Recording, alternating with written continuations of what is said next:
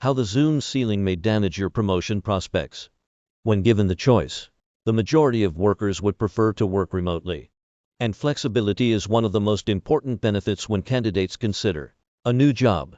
But working from home can have a hidden downside, says Laura Voyles, industrial organizational psychologist and people scientist at Tiny Pulse, an employee engagement platform.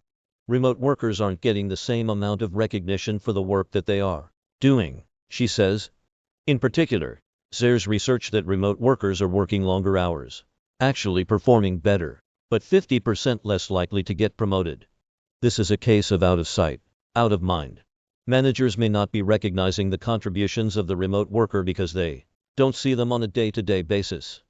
There's another piece, though, too, says Voyles. There's manager bias.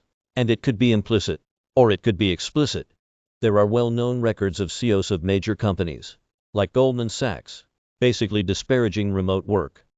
There's also the implicit idea that remote workers may be seen as making a choice to put work second and family or other responsibilities first. Managers have a responsibility to make sure they're treating remote workers equally, says Voyles. The first step is to formalize remote work. In the beginning of the pandemic, many organizations scrambled to set up employees at home, and procedures weren't well thought out or established. But now we're in it for the long haul, and we need to do it better, says Voyles. It's time to formalize those policies. For example, companies should make it clear how long employees should work each day. Establish specific hours, expectations, and outcomes. Give employees a guide so that they know exactly what's expected of them, says Voyles. When there's ambiguity in person, employees can walk up to their managers and ask questions. Remotely requires reaching out for a meeting and scheduling that. Take away that ambiguity and make everything crystal clear. Managers should also set up regular one-on-one meetings with employees to make sure they're connecting on a regular basis. Voyles recommends meeting once or twice a week, with a minimum of once every 2 weeks. This is where employees can learn the feedback on their work, and managers can give the recognition that the remote workers are contributing.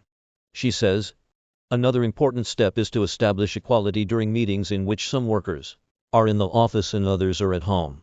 When there are some people in person in the same room and other people who are logging in, they don't get to hear and participate in those side conversations, and they can feel excluded, says Voyles. If anyone is online, everyone should be online. Finally, standardize performance evaluation methods. So many organizations are using the same strategies and methods to evaluate performance when we're working in a completely different way when we're remote, says Voyles. Ensure that whatever assessment method they create is equal in terms of its ability to assess in-person performance and remote worker performance. Women, people of color, and people with disabilities are more likely to be affected by the Zoom ceiling, says Voyles. Women may be making a choice to work remotely in order to balance their work with home and family responsibilities that are often placed upon them. She says, for racial minorities, there's quite a bit of research coming out that they're experiencing a more pleasant work environment and fewer microaggressions when they're working remotely. So, they're likely to pick remote work as an option. And for people with disabilities, they may have remote work as an accommodation.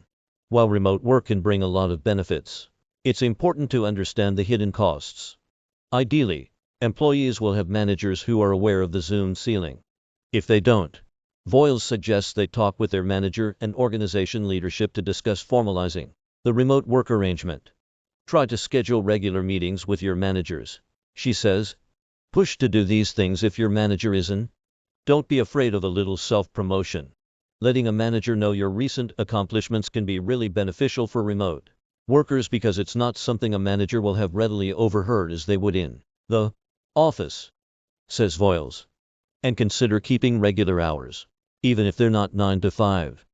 I think one of the worst things that can happen for a remote employee is if their manager reaches out to them and can't get in touch, she says. That can paint the picture in the manager's eyes that the remote worker is not on task or is flaking on their job duties. Make sure it's predictable when people can contact you. It helps with showing that you're dedicated. In many ways, remote workers have more to prove